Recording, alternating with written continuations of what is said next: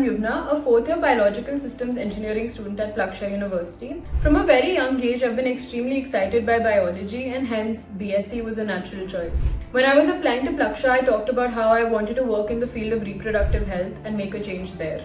What drew me to Plaksha specifically was its interdisciplinary curriculum. Along with that, their focus on lab work. They made us do 4-hour-long labs weekly, which was extremely tiring in the beginning but really helped me prepare myself for the research internships that I did in the future. I also got the opportunity to do independent research in a highly sensitive lab environment under the guidance of Professor Navjot Kaur.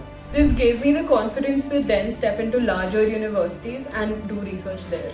It was a full circle moment for me when I got accepted for the Khurana Scholars Program. Through the program, I went to Brigham and Women's Hospital, Harvard Medical School in Boston. I worked under Professor Shailinder Bhasin and Professor Ravi Jasuja. And the most interesting part was that I got to finally work in reproductive endocrinology.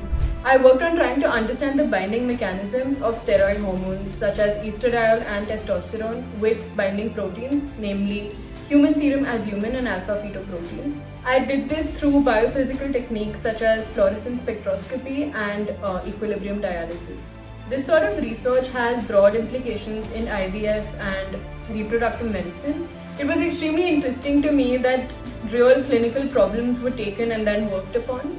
Plaksha really helped me dream big and gave me the stepping stool for understanding where research can take you and what sort of research is out there in the world.